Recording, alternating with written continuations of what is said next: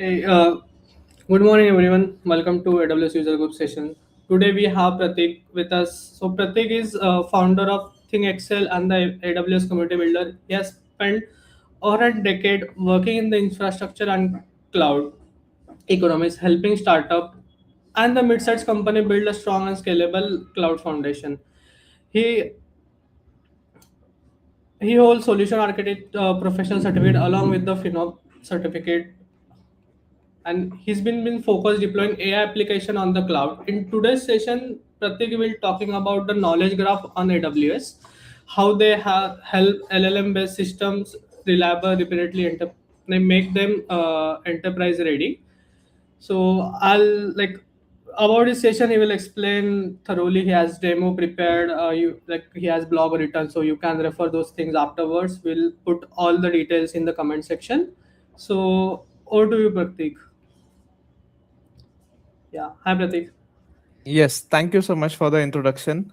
It's good to be on the AWS group and especially on the Nasi group since I'm from there. So yes, thank you for the introduction. I'm happy to start. Yeah, I'll add your screen. So, yeah, Okay, screen should be visible now. okay. I will get into the presentation. Can you see this? Yeah. Yeah, yeah. Oh, well, Okay. yeah. So yes, so the topic I want to discuss today is deploying knowledge graphs on AWS. And little bit about me, I'm a founder of ThinkXL Cloud Consulting Company and AWS Community Builder. In fact, just today morning, I received this uh, welcome email again for the second time Community Builder. So yes, and little bit about me. So I have solution architect professional and a few more certifications. 11 years of experience. I think I'm already introduced on this, so I'll not spend too much time. And there is one side project, Thoughtstack.co, that I will show you here, which is related to knowledge graphs. And I have spent a lot of time on AWS and doing things, deploying modules on AWS. So I will be covering deploying knowledge graphs on AWS today. So getting straight to the topic. So today's agenda would be like, well, basically, I would walk you through why we are, talking about knowledge graphs at all. So for that, we'll just understand how and where LLM is, what are the limitations that LLM presents, specifically in in the enterprise setup where you have to be more repeatable or you have to be deterministic. So in that context, we'll understand LLM, and then it naturally gets into context engineering, where we'll get into knowledge graphs, how to design knowledge graphs, and then deploying those knowledge graphs on AWS. So quite a bit of technical stuff there. I hope everyone is geared up for that. So here we go. On LLMs, we are used to use LLM daily, but using it individually as in Cloud Code or somewhere is very different from using it inside an organization, specifically the large organizations. So the problems with the LLMs are that these are, the answers are unverifiable. What I mean by that is, I'll just go to the next slide for a moment. I'll show you very interesting stuff. Yeah. So this is the screenshot from the Google search. What had happened here is some lawyers cited cases in the court, and those cases were fake, literally AI generated, fabricated, and with real sounding names and like that. So this shows that LLMs are, I mean, they want to comply, they want to give the answers, but they're not necessarily grounded into the facts.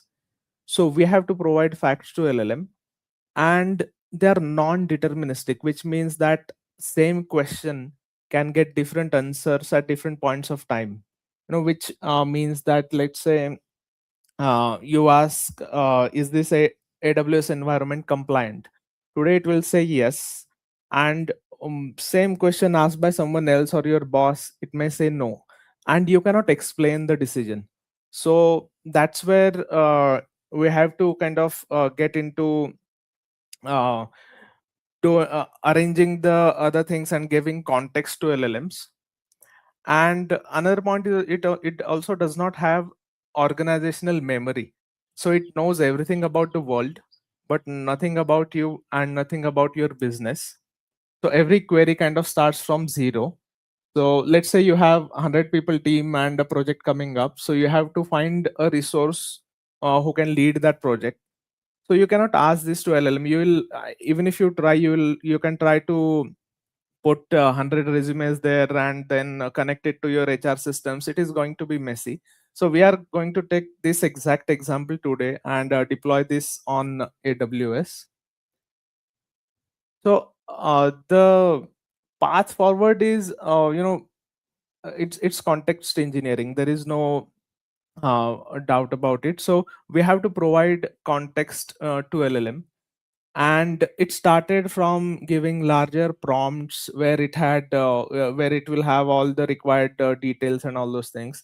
Then we started attaching documents, and then it naturally went to retrieval augmented generation, RAG, where how RAG works is it will store your data in the vectors, and it will fetch using the semantic similarity. So it will basically fetch the similar chunks of data from your documents that you have added, and it will give it as a context. Then there is structured data access, where you can directly connect APIs, etc., APIs or databases to LLM. LLM can query it and get the answers. And then there are knowledge graphs. So knowledge graphs are about relationship, basically relationships between the different nodes, the traceable queries and all. So when the relationships between the entities matter, then the knowledge graphs is the best choice. So we'll see in the subsequent slides how knowledge graphs are different from RAG, and how to think about it. So yes, a few more points are there in the context engineering which I have omitted from this slide, and those are related to fine tuning the models themselves. But those are really, I mean, a large enterprise for the specific use case can do it. It is not economically viable also, and it's just very different from these techniques that we can use with uh, relatively minuscule uh, relatively minuscule investment of time and resources. So onto the knowledge graph. Knowledge graphs basically store the information as entities and the relationship between them. So what entities mean is it can be anything like, let's talk about the same HR example, because that's what we have as a demo, and we have GitHub repository and all of that, which you can clone and run it yourself. So node would be person or skill or project, and relationship between those would be worked someone has worked on that project, or he has that particular skills, or things like that. And then there is ontology, which means that which is where you define what you call nodes, what connections they have and all those things. This matters a lot. This is ontology is where actually the real effort are required for this whole knowledge graph technology. And then there is graph traversal, where it goes through via relationship to node through the nodes, and gets you the right answer. This is actually the real knowledge graph we'll see today. This is the screenshot of the knowledge graph we'll create. And how knowledge graph is traversed is using cipher queries. So let me just tell you an example. So this knowledge graph has these nodes. This blues are people, and greens are skills, and like that. So this is cipher query is where it gets it can drill down. So here what we have asked is, show me the person that has skill Kafka. So it got all the persons, and then we asked, they should also have the skill of AWS. So it lowered, it drilled down to that. And then we are asked which they have worked on identity platform. So this is just the fake data we have generated. So it got this four nodes, two people, two skill, and one organization. So that's how it gives the answers. So basically, knowledge graph has very interesting background. So it was basically introduced by Google in 2012. And what you see on the right side panel, when you search some, let's say, personality, then you get the related people or related companies to that. So that's nothing but the knowledge graph. And there is very famous author, a German author called Nicholas Luhmann, who invented a method called Zettelkasten, which literally actually means the slip box. So he used to write the notes and connect them to other notes, and he had large connection a collection of these connected notes, which he would use to create the books and all those things. So in that way, knowledge graph can be very, very powerful. It can get you it can actually get you what you were thinking about the particular subject at a particular time. And you can build on top of that. So let's go ahead on the designing knowledge graphs. Yes, so ontology. So why I was saying that this is the hardest decision, because, or the hardest thing to do, is it's not hard as such, but it is hard to reverse. In the sense that in relational database, when you want to change something, you can just change a column or change a row, and it will change. But so let me give you a metaphoric example. So let's say relational database is like people standing in army kind of formation, everyone standing neatly in rows. uh, let's say every row has different color of caps, and you want black caps to turn around, so you can just say black caps turn around and they'll turn around. But in knowledge graph, these nodes, they are scattered, they are all over the place. So if you want to say knowledge graphs black caps turn around, you literally have to kind of go visit each house in the village, in a way, and tell that. So metaphorically, knowledge graphs has to traverse through all the nodes to make any change. So that's why it is kind of it has to be done, it has to be premeditated. You have to be clear about what questions you are going to ask to a knowledge graph, and then design the nodes and the connections between them based on that. So I'll just, yeah, and just a note about graph rag. So you may have heard about GraphRag. It was, I think, released in 2024 by Microsoft.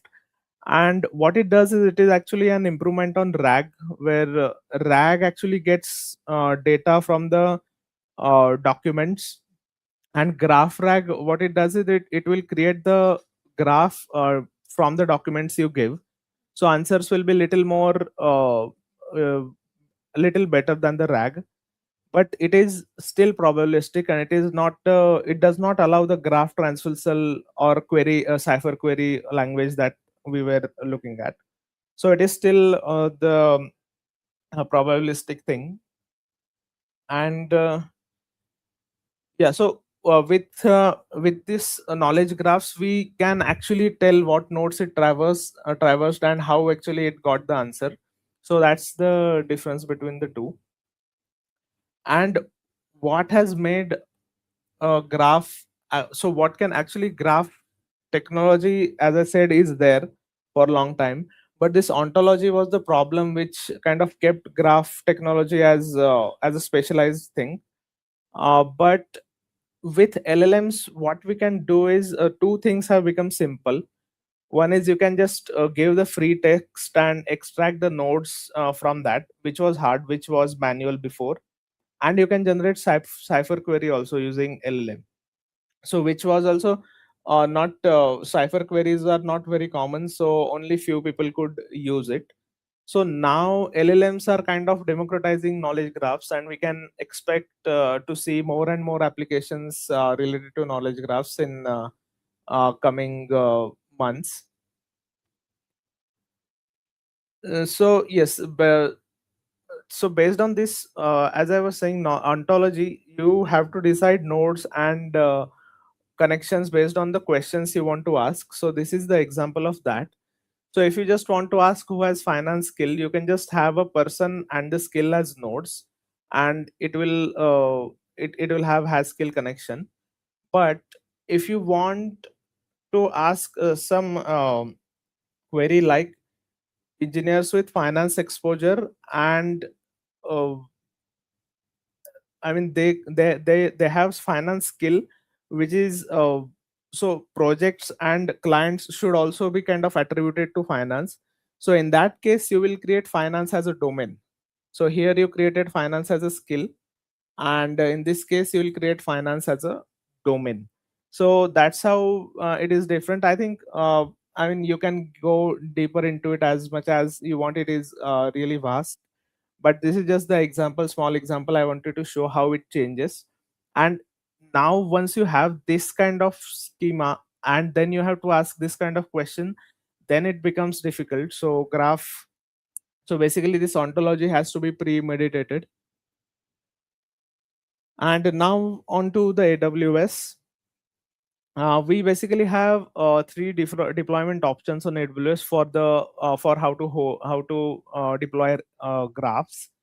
So Neptune, AWS has managed a database for graphs. It supports this cipher and no infrastructure to no infrastructure to manage as we have in most of these managed AWS services. Then we can deploy Node.js on AWS. This is what we have done today. We are doing today, and Node basically Neo4j has really championed this knowledge graph thing, and they are doing it for the long time. And they also have a graph academy, by the way, to if you want to look get deeper into it. And Neo4j themselves has this Aura DB, which is managed cloud offering on AWS. So you can get managed Neo4j on AWS by this kind of design by this using this database. And next, I will show you the today's architecture. So basically, what we have deployed today is this. So we have one EC2 instance. This architecture is intentionally simplistic. We are deploying fast API as well as Neo4j on EC2. We will obviously not do this thing in production related workloads. So fast API will get on the service like ECS Fargate or anything containerized, or maybe another EC2, but it won't be on same EC2. But for this, I have created a Terraform and wanted to keep it simple, so I have put both on EC2. Keep it simple in terms of networking also. So right now they can just communicate inside the local network. And how this particular demo is going to work is this. So user as a user, we will ask a query, and it will go to a fast API, and fast API will ask Bedrock to create a cipher query which it can run on Neo4j. And then this fast API will run that query created by Bedrock on Neo4j to fetch the data. And whatever response fast API receives, he will again send to it will again send to Bedrock, and Bedrock will kind of interpret it into plain English and send it back. So that response we will get here. So I'll just go to the GitHub repository that we have. Yes. So this is the repository. It has Terraform. All the modules. Bedrock is there. EC2, and front end is on CloudFront and S3. So there is another workaround here, but that's not architecturally very significant. So what we have done is we have added CloudFront VPC endpoint to communicate with EC2, and I will show you the key file that does this. So yeah,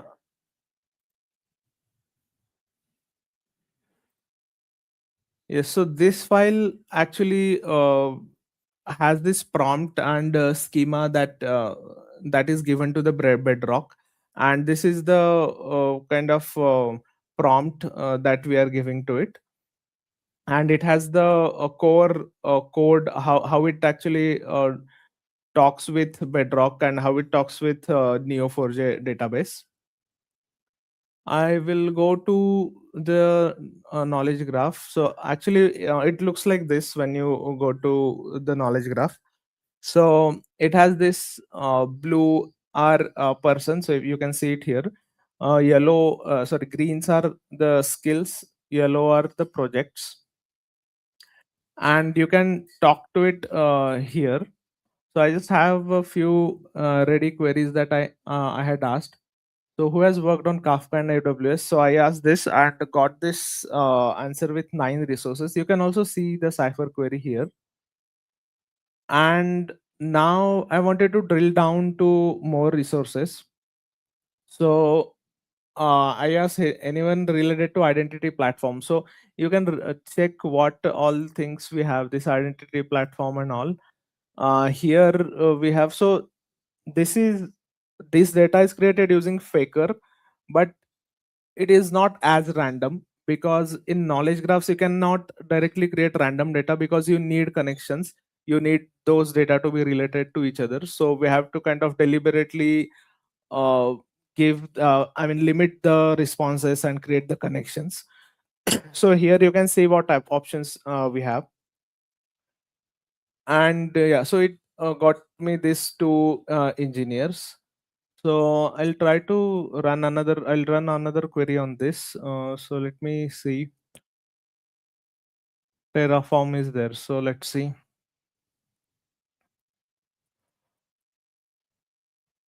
Okay, who has Terraform experience? Let's get this first. So it will run it is going back and running the Cypher query, and it got these 10 resources, 11 resources. And now we'll check who is available out of this. So now it will kind of expand on the above query, and now these 4 people are available. This is skill, this is Terraform, and we can see these 4 resources are who know Terraform are available. We can also check their projects and other things. We can actually click on this resource and see what they are doing, where they are, and all those things. And we can just play around it, drill down into it as much as we want. And yeah, this is the knowledge graph. It also has this full blog post that goes with it, so you can just read through it to understand the theory and how it works. And I'll also show you the knowledge graph side project that I'm working and how I'm using knowledge graphs in my workflow. So this is right now in beta, so you can join waitlist here. So let me just sign in and show you my knowledge graph. Yeah, so this is my knowledge graph, and how I use it is actually, this is just getting started. It doesn't have too many nodes. So I put all my data or whatever I want to note down into this backyard using this. There is this app on phone. So it is just like note taking app. You can just write anything here and click capture. or I can it also has MCP, so I can uh, kind of it asks me basically if I want to add these things into backyard. So here want me to save this study to backyard like that, or I can explicitly ask it to save insights into backyard. So this is how it works, and I can retrieve. So whenever I'm working, I can just say if I have anything related to FinOps or AWS cost optimization, and it will retrieve that back.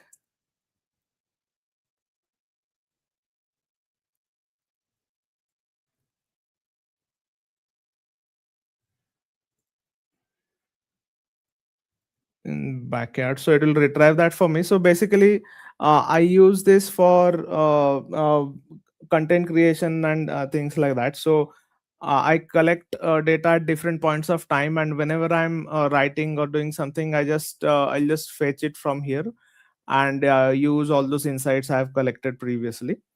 So this is how it works. You can just join waitlist here. It will be up in, I think, a couple of weeks now. So yes, that is it from my side. Let me know if you have any questions. You can connect me on LinkedIn or write to me at Pratik at thinkxl.in.